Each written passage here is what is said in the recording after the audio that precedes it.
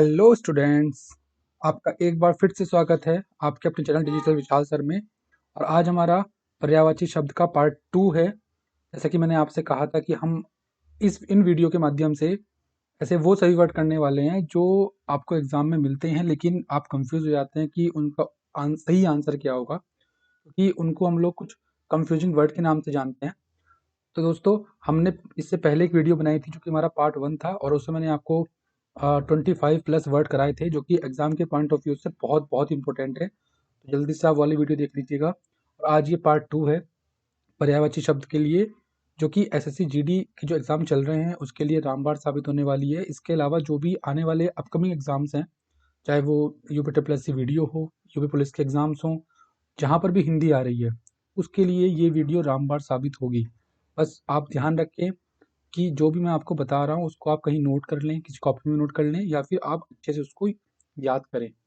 तो दोस्तों, शुरू करते हैं अपना आज का सेशन। तो दोस्तों देखिए, अगर हम सबसे पहले वर्ड की तरफ चलें तो आज का हमारा जो पहला वर्ड होने वाला है वो है चंद्रहास।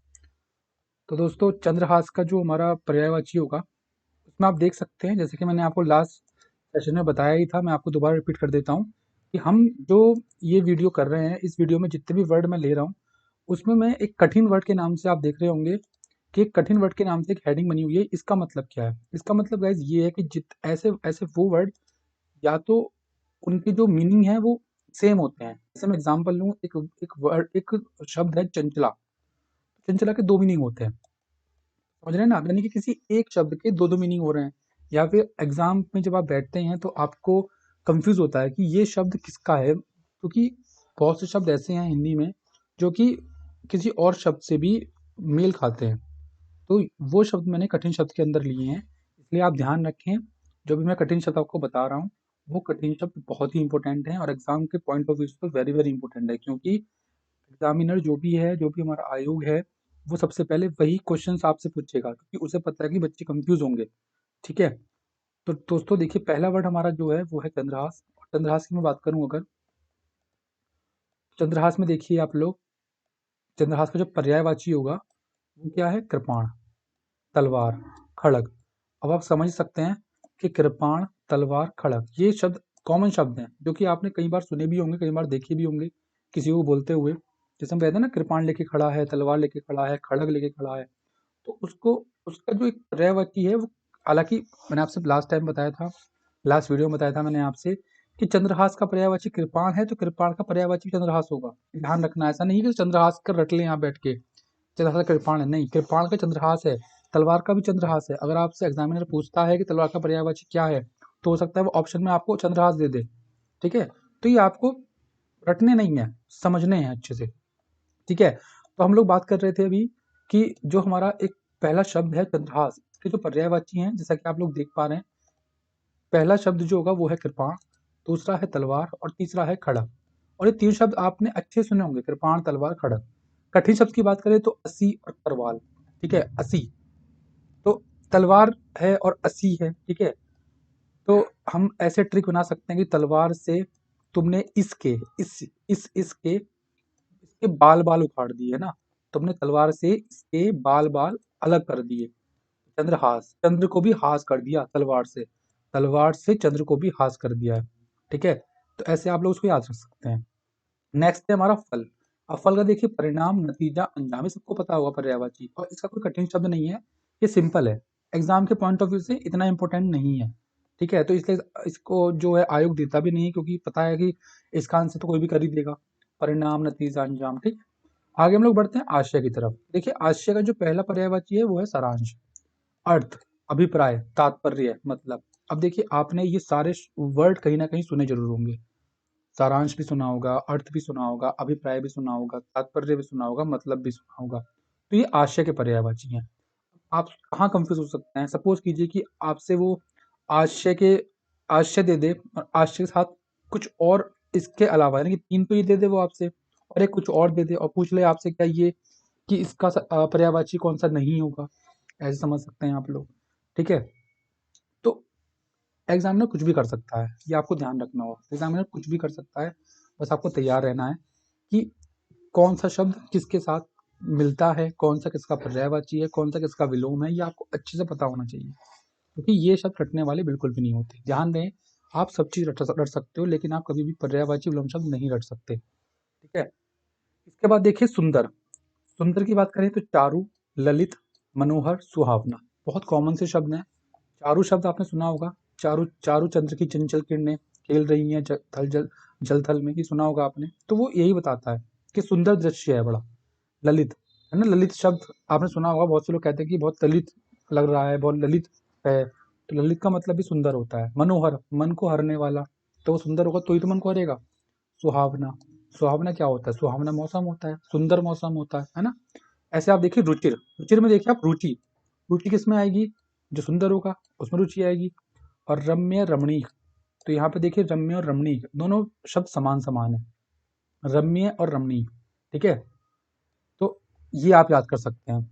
इसके बाद देखिए हम लोग अगली साइड पे पढ़ते हैं। शशांक हमारा पहला शब्द है और इस वीडियो का चौथा शब्द है। शशांक की बात करूं तो चांद, चंद्र, शशि, निशाचर, कमलानाथ, सोम।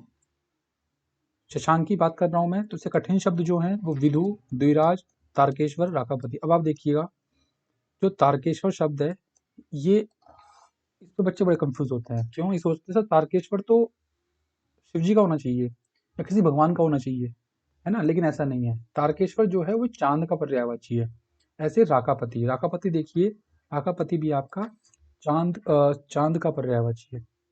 इसलिए आपको ध्यान रखना है कि चांद, चंद्र, शशि, निशाचर, कमलानाथ, सोम, ये मैंने आपको लास्ट वीडियो में पढ़ाया था चांद के पर्यायवाची, तो ये उसमें से भी आप देख सकते हैं जाके। यमुना की बात करूं तो वेरी वेरी इंपॉर्टेंट है यमुना, कई बार पूछा गया एग्जाम में। हालांकि चांद भी बहुत इंपॉर्टेंट है, कई बार पूछा जाता है एग्जाम के अंदर। तो देखिए यहाँ पे यमुना का पर्यायवाची की बात करें तो अर्कजा, कालिंदी, बहुत इंपॉर्टेंट है गाइस, बहुत ज़्यादा इंपॉर्टेंट, इसको आप अच्छे से नोट कर लें कि जो यमुना है इसके जो इम्पोर्टेंट पर्यायवाची है वो अर्कजा और कालिंदी हैं। अर्कजा शब्द कई बार मेरे सामने एग्जाम के अंदर भी आया हुआ है, अगर मैं अपने पर्सनल एक्सपीरियंस की बात करूँ तो अर्कजा और कालिंदी, ताकि आर ओ में बहुत आते हैं ये वाले। इसके बाद देखिए कृष्ण, सूर्य सुता, सूर्य तनया। अब देखिए बहुत से बच्चे कंफ्यूज कहाँ होते हैं, सर सूर्य सुता, सर सूर्य सुता तो यमुना से कुछ बैठता ही नहीं, कोई मेल ही नहीं खाता, लेकिन यहाँ आपको मेल खिलाना पड़ेगा, खाता नहीं है तो। ठीक है, सूर्य का मतलब आप समझेंगे सर सूर्य तो सूर्य सुता होगा तो आसमान हो सकता है, सूर्य होगा, चलो चलो, मतलब एटलीस्ट चंद्रमा ही होगा, लेकिन यहाँ पे क्या है, यमुना, ये ध्यान रखना है। यमुना का जो पर्यायवाची है सूर्य सुता, सूर्य तनया। ठीक है, और ये देखिए यहाँ पे कृष्ण, कृष्ण बहुत इंपॉर्टेंट है, कृष्ण, कृष्ण भी आपका यमुना का पर्यायवाची होता है। इसलिए गाइस मैं ये कह रहा हूँ कि जो वीडियो है बहुत इंपॉर्टेंट वीडियो है आप सबके लिए, क्योंकि ये वो शब्द है जो आप इग्नोर कर देते हैं, छोड़ो इसको, हम याद नहीं कर रहे, ये याद ही नहीं हो पा रहे, बट एग्जामिनर आपसे चीजें पूछने वाला है, याद ध्यान रखिए। ठीक है, इसके बाद देखिए जीव, जीव आती है, जीव, जीवा, पढ़े होंगे आपने हिंदी में, जीवा के अनुसार जो हमारी जो हमारे स्वर होते हैं ना, ये जो हमारे वर्ण होते हैं आपने पढ़े होंगे। रसना, भाई रसना, रसना होता है ना, रसा पीते हैं हम लोग जीभ से, रसज्ञा, देखिए रस वाले जितने भी हैं वो आपके जीभ के पर्यायवाची होते हैं, रसना, रसज्ञा, रसिका, ऐसे आप याद रख सकते हैं। देखिए चंचला आ गया है, चंचला, देखिए चंचला वर्ड बड़ा इंपॉर्टेंट है, क्यों है आपको बताऊंगा, आगे भी एक शब्द आएगा जिससे चंचला, उसका भी चंचला ही होगा। चलो मैं आपको बता देता हूँ यहीं पे, चंचला जो शब्द है ये जीव का पर्यायवाची भी है, साथ में बिजली का पर्यायवाची भी है। बिजली मतलब विद्युत, तड़ित, है ना, दामिनी, बिजली का पर्यायवाची क्या होता है, दामिनी, तड़ित, चंचला, ये सब बिजली के पर्यायवाची हैं। बिजली भी इंपॉर्टेंट शब्द है। तो अब देखिए एग्जामिनर जो होगा, अगर आपसे चंचला के बारे में पूछता है तो वो ऑप्शन में आपको तो बिजली देगा या आपको जीप देगा। अब आप रट के बैठे हो कि जीप तो चंचला है, ये बिजली में आ गया तो गलत हो गया ना, एक नंबर गया आपका। तो एक नंबर नहीं छोड़ना है, इजी इजी है सारे, ये भारी नहीं है, इनको दो बार पढ़ोगे ना आप लोग आराम से याद हो जाएंगे, गारंटी है मेरी, मैंने खुद ने याद किए हैं। ठीक है, तो जीप, जीवा, रसना, रसज्ञा, रसिका और चंचला। आगे देखिए हम लोग सर्प, सांप आ गया है ना, तो सांप आ गया है तो अब क्या होगा, मंडोले, है ना। चलो आगे बढ़ते हैं, तो सांप का देखिए, नाग, सांप, नाग और सांप, आप देख सकते हैं, सांप को नाग भी कहते हैं, सांप भी कहते हैं, आपको पता होगा। चलो हम लोग सरीसृप भी याद रख सकते हैं कि सरीसृप भी हो सकता है, लेकिन पन्नग, पन्नग, पवनाश, ये कौन याद करेगा, ये कौन सोचेगा, कौन, सब इग्नोर कर देंगे इस चीज को, ये तो होंगे ही नहीं। बट गाइस ये भी होते हैं, ध्यान रखना है। पन्नग, पन्नग कैसे कह सकते हैं? देखिए पन्नग में नग भी आ रहा है, तो क्या कर सकते हैं? पन्नग, नग, नग माने नग में सांप, सर्प, सरीसृप, ऐसे कर सकते हो याद। पवनाश, भाई सबका नाश करने वाला, नाश कौन करता है? सांप कर सकता है, ऐसे कर लो, याद है ना, पवनाश। भुजंग, जिसकी भुजाएं नहीं होती, है ना। उरग, अही। अब देखिए एक अही है, एक असी है। अब आप मुझे कमेंट बॉक्स में बताओ कि जो असी है वो किसका पर्यायवाची है? अभी बताया मैंने आपको जस्ट थोड़ी देर पहले, असी किसका पर्यायवाची है, आपको अच्छे से याद भी होगा। सारंग, सारंग देखिए कितना इंपॉर्टेंट है। कल मैंने आपको 2 शब्दों में सारंग बताए थे। कल अगर आपने, कल मतलब लास्ट वाली वीडियो जो थी मेरी, अगर आपने वो वीडियो देखी होगी तो मैं 100% कह सकता हूँ कि आप इस वर्ड का उत्तर दे सकते हैं। लेकिन आपने वीडियो नहीं देखी होगी तो आपके ये सर से निकल गया होगा। पहली बात ये है गाइस, मैंने आपसे पहले भी कहा था कि जो वर्ड मैं बता रहा हूँ ना आपको, ये कंफ्यूजिंग वर्ड है सारे, और ये एग्जाम में पूछा जाएंगे। इनको पूछता है एग्जामिनर, कहते हैं ना सर पता नहीं कहाँ से आ गया, पर्यायवाची तो होते ही नहीं है, विलोम शब्द तो होते ही नहीं है। ये इसलिए नहीं होते आपसे क्योंकि आप याद नहीं करते इनको। तो आपको बताना है कमेंट बॉक्स में कि सारंग जो है वो किसका पर्यायवाची और भी है, ठीक है। और अही सांप का होता है, लेकिन असी किसका होता है ये भी बताएंगे आप लोग। चलिए आगे चलते हैं हम लोग। नेक्स्ट हमारा नैसर्गिक, वेरी वेरी इंपॉर्टेंट। पर्यायवाची के पॉइंट ऑफ व्यू से तो इंपॉर्टेंट है ही, लेकिन विलोम शब्द बहुत आता है इसका। जैसे आपने एक शब्द सुना होगा, जंगम का स्थावर होता है। क्या होता है? जंगम का स्थावर। जंगम शब्द बड़ा आता है एग्जाम के अंदर और कॉमन शब्द है, लेकिन ऐसे ही आपका शब्द है नैसर्गिक, बड़ा कॉमन शब्द है और बड़ा टिपिकल शब्द भी है, मतलब डिफरेंट शब्द थोड़ा सा सुनने में या बोलने में या ऐसे पढ़ने में, नैसर्गिक। बट इसका देखो पर्यायवाची क्या है, तो प्राकृतिक, स्वाभाविक, वास्तविक। कितना इजी पर्यायवाची है बताओ आप खुद इन शब्दों को डेली बोलते होंगे। प्राकृतिक बातें हैं, स्वाभाविक बातें हैं, वास्तविक बातें हैं। इसका पर्यायवाची क्या है? नैसर्गिक का पर्यायवाची है सारे, या प्राकृतिक के पर्यायवाची नैसर्गिक। तो आपको यहाँ पे ध्यान क्या रखना है, ये देखिए। अगर मैं आपसे ये पूछ रहा हूँ कि ये बताओ नैसर्गिक का विलोम शब्द क्या होगा, ये बड़ा इंपॉर्टेंट है, कई बार एग्जाम के अंदर आया हुआ है। नैसर्गिक का विलोम शब्द क्या होगा? जैसे आपका जंगम है, तो जंगम का होता है स्थावर, ये एग्जाम में पूछता है कई बार, ठीक है। ऐसे ही आपका नैसर्गिक है, इसका विलोम शब्द क्या होगा ये आप मुझे बताएं, क्योंकि ये बड़ा इंपॉर्टेंट है, नैसर्गिक भी।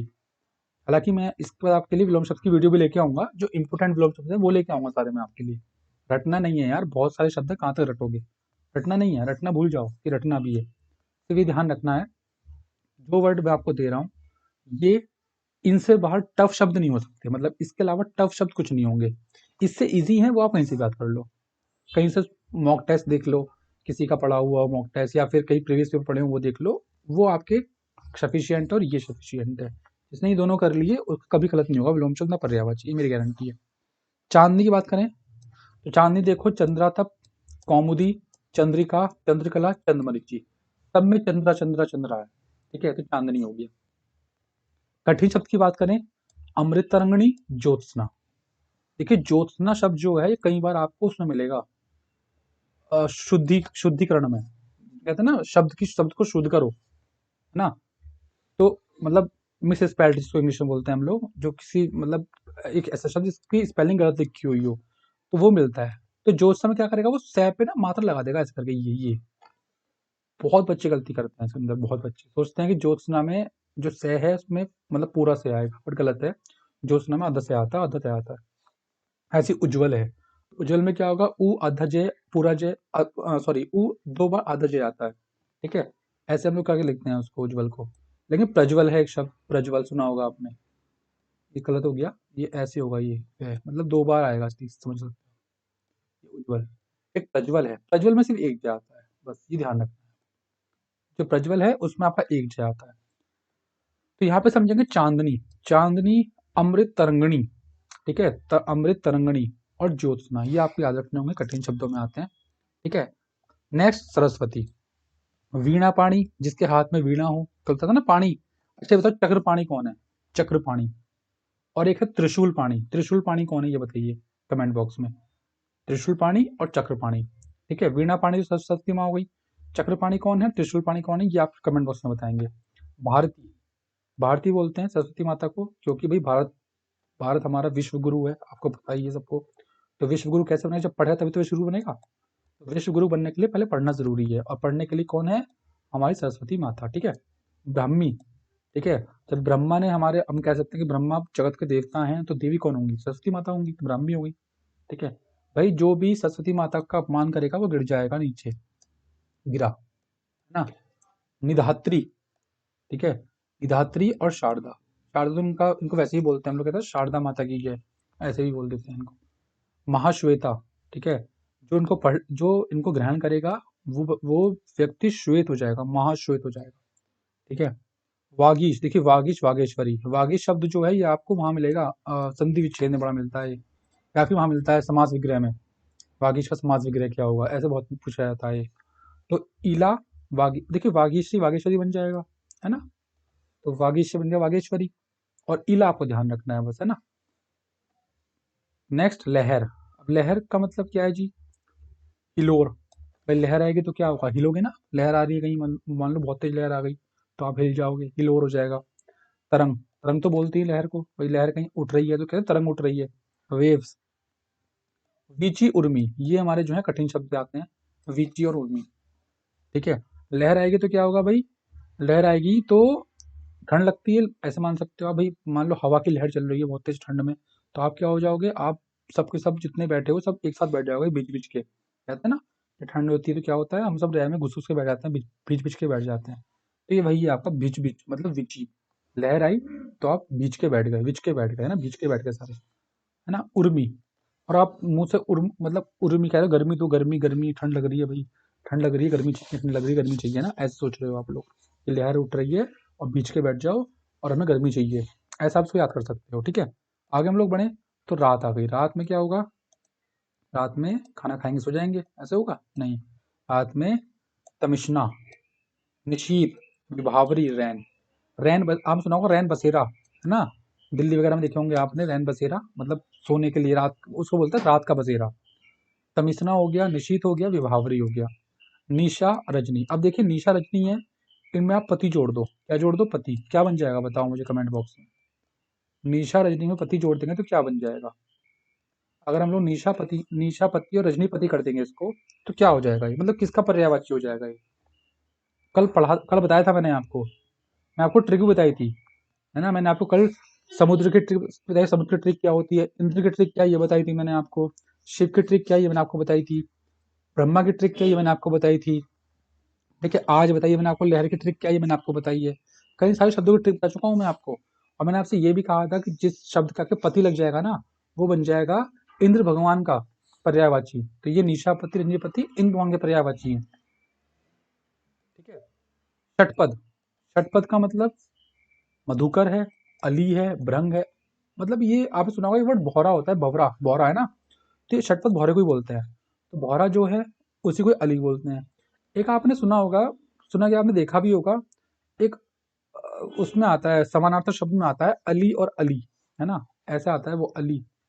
एक तो ये लिखा होगा अली, मैं दिखा देता हूँ आपको लिख के एक बार। अली ऐसे होगा और एक अली ऐसे होगा। ये आपने कई बार एग्जाम में देखा होगा, कभी आपने प्रीवियस पेपर लगाए होगा। एक मिनट गाइस।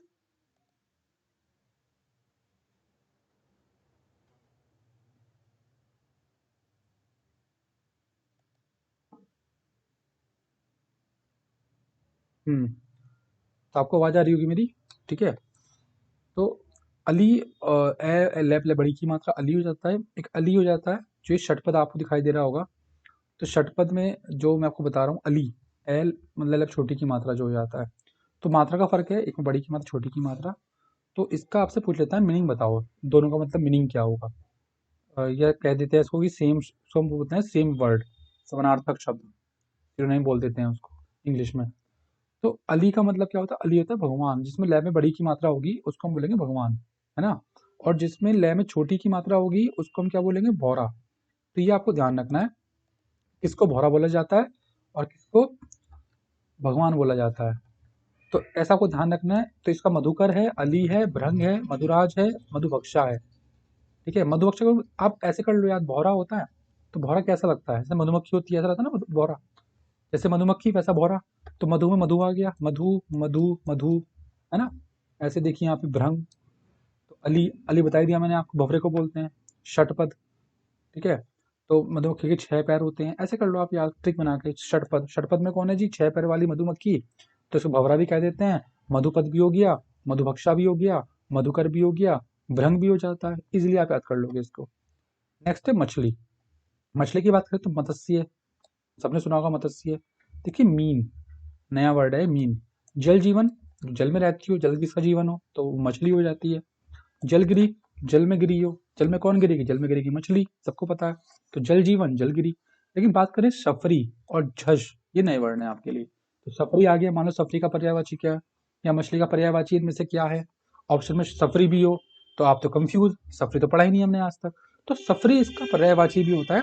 साथ में झष, झष भी इसका पर्यायवाची है। झष बहुत कम आता है एग्जाम के अंदर, लेकिन सफरी बहुत बार एग्जाम के अंदर आया हुआ है।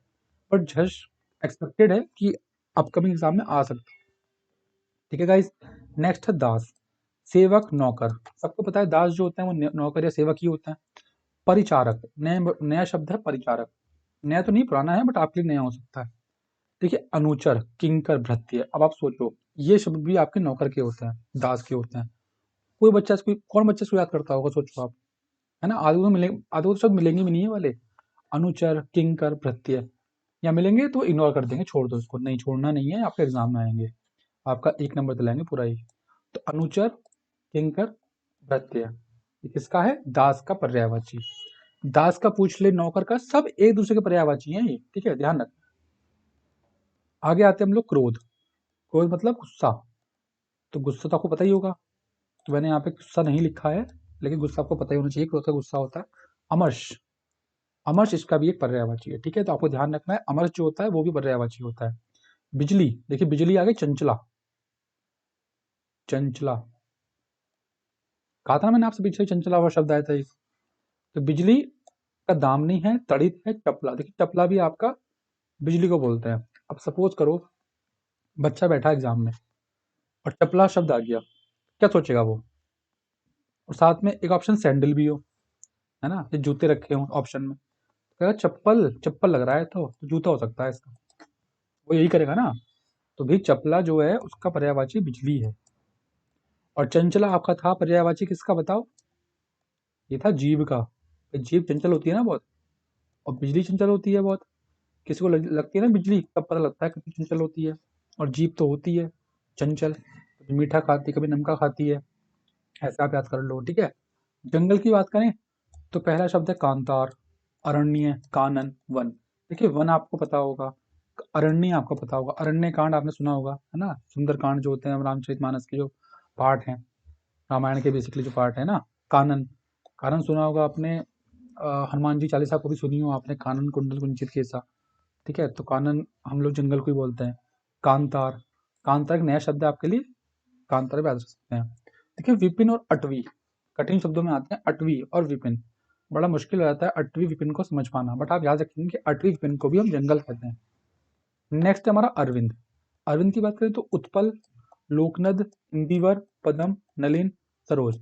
ये जो पूरा शब्द है ये उठाए हैं मैंने आरोप के एग्जाम के अंदर से, जो लास्ट से मतलब शायद 2 साल पहले आए थे आरोप के एग्जाम में, मतलब ध्यान नहीं कौन सी डेट पे आए थे, बट आरोप के एग्जाम में आए थे, आर ओ के एग्जाम में यूपी में।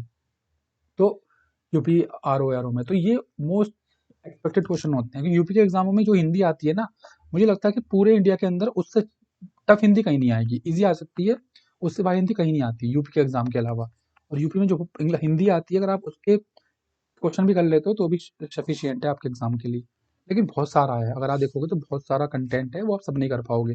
तो जो मोस्ट इंपोर्टेंट वर्ड्स हैं वो आप किसी की हेल्प से कर सकते हैं, जो मैं आपको दे रहा हूँ इसके अंदर।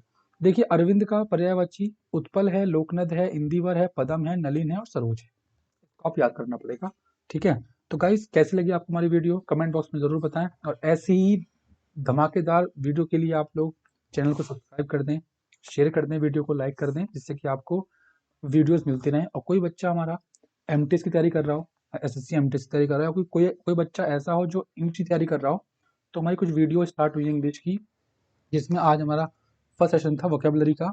ऐसी धीरे धीरे हमारी सारी वीडियोज आएंगी, और मैं ट्राई कर रहा हूँ कि आपको एक वीडियो एक चैप्टर पे दूँ, मतलब ए वन चैप्टर 1 वीडियो। उससे क्या होगा, आपका एक चैप्टर कंप्लीट हो जाएगा, जो भी एग्जाम ओरिएंटेड क्वेश्चंस है। इंग्लिश बहुत बड़ी है, बहुत सिलेबस है, तो सारे नहीं कर पाओगे, ठीक है।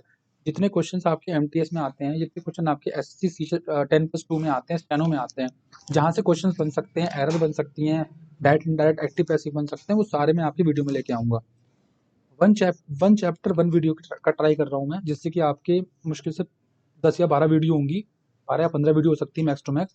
सारा इंग्लिश खत्म हो जाएगा आपका उसमें। अगर आप उसको अच्छे से पढ़ लेते हो, रट भी लेते हो उसको आप, तो उससे बाद आपका वीडियो, मतलब उसके बाद आपका सिलेबस जो एग्जाम का है वो कहीं नहीं जाएगा, सब उसमें जाएगा। चलिए गाइस, तो सेशन को हम लोग वाइंड अप करते हैं। Thank you so much, take care, bye guys.